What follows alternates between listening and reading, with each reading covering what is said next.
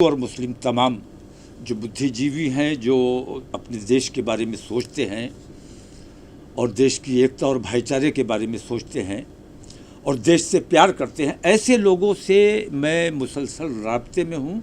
और ईद के बाद इंशाअल्लाह हमारी मीटिंग फाइनल होने वाली है।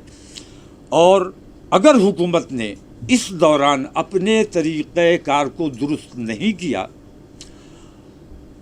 एक तरफा कार्रवाई का अमल जारी रखा और तासुब और नफ़रत, सबका विकास और सबका साथ कहने भर की बात है, वरना सच्ची बात यह है कि ये एक नारा भर है, असल में इस पर अमल नहीं हो रहा है। इसलिए मैं हुकूमत से मांग ये करता हूँ कि अभी 10 दिन हैं, इन 10 दिनों में अपना तरीक़ा-कार दुरुस्त कर लें, वरना हम दिल्ली से इंशाअल्लाह ये ऐलान होगा ईद के बाद कि हम देशव्यापी जेल भरो आंदोलन इंशाअल्लाह, और उसमें हिंदू मुस्लिम तमाम लोग शामिल होंगे जो अपने देश से प्यार करते हैं।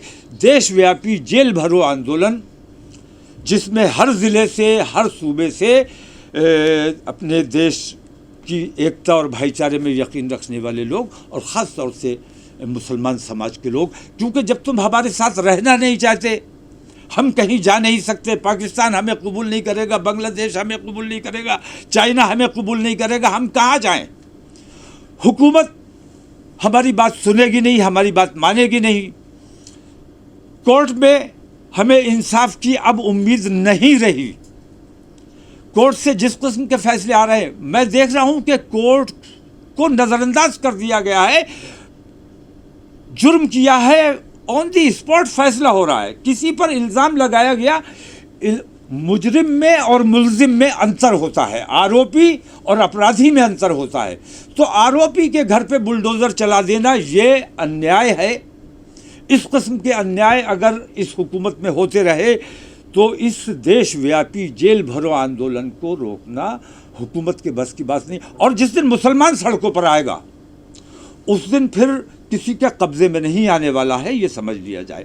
तो मैं हुकूमत को चेतावनी देता हूँ, ख़ास तौर से नरेंद्र मोदी सरकार को मैं चेता देना चाहता हूँ कि अगर उन्होंने अपने इस तरीक़े-कार को फौरी तौर पर दुरुस्त नहीं किया और उनकी खामोशी, तुम सबके प्रधानमंत्री हो, तुम्हारे मुल्क में इस किस्म की बेईमानी हो रही है और तुम खामोश हो, मूक दर्शक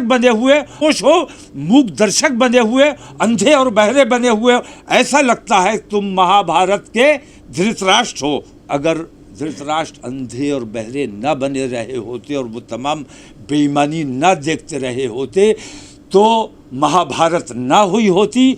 और अगर नरेंद्र मोदी धृतराष्ट्र की भूमिका से बाहर नहीं आए तो हिंदुस्तान में भी महाभारत होने से कोई बचा नहीं सकता, क्योंकि आतंकवादियों के हौसले बहुत बुलंद हैं और पुलिस और प्रशासन और हुकूमत का सहयोग उनको बराबर मिल रहा है। ये देश के लिए बहुत घातक और बहुत ख़तरनाक बात है कि अरविंद केजरीवाल हमारे दोस्त हैं, सरकार उनकी है, लेकिन उनका कहना है कि पुलिस मेरे कब्ज़े में नहीं है, लेकिन प्रशासन आपका है। प्रशासन के बगैर पुलिस कोई एक्शन कैसे ले सकती है? दिल्ली की हुकूमत की मर्ज़ी और मंशा के बगैर और उनको कॉन्फिडेंस में लिए बगैर अगर कोई वहाँ कार्रवाई की गई है, किसी किस्म की कार्रवाई की जा रही है तो वो अपराध है। तो हुकूमत अगर ख़ुद अपराध कर रही है तो इससे बड़ा अन्याय और दुर्भाग्य क्या हो सकता है? तो अखिलेश यादव मूक दर्शक बने हुए हैं। अरविंद केजरीवाल ने सारी जिम्मेदारी केंद्र सरकार पर डाल दी है। तो हम अब किसके पास जाएं, कहाँ जाएं, किसके सामने अपने मसाइल रखें? ख़ास तौर से उत्तर प्रदेश में मैं कहना चाहूँगा कि अखिलेश यादव जैसे नेताओं पर भरोसा जो मुसलमानों ने किया, उसका खमियाजा आज मुसलमानों को भुगतना पड़ रहा है। मैं उत्तर प्रदेश की एकता और अखंडता और देश प्रेम में यकीन रखने वाले तमाम समाजवादी के विधायकों से ये अपील करता हूं कि समाजवादी पार्टी से उन्हें तुरंत इस्तीफा दे देना चाहिए, वरना कल चुनाव आएगा तो तुम मुसलमानों को मुंह दिखाने के लायक नहीं रहोगे। तौकीर रजा, देश धमकी और जिहाद के नारों से नहीं चलेगा, बल्कि कानून और संविधान से चलेगा। जहांगीरपुरी में जिन लोगों के अतिक्रमण हटाए गए हैं, अगर वो नामों की सूची देख लेते तो ऐसी विषैली बातें नहीं बोलते।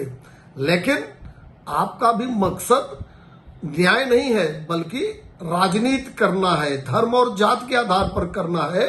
लेकिन प्रदेश और देश इससे आगे बढ़ चुका है। तौकीर रजा के इस बयान का भी कानूनी परीक्षण होगा, और यदि इसमें गैर कानूनी कोई चीज निकलेगी तो इस बयान के आधार पर भी कार्रवाई सुनिश्चित की जाएगी।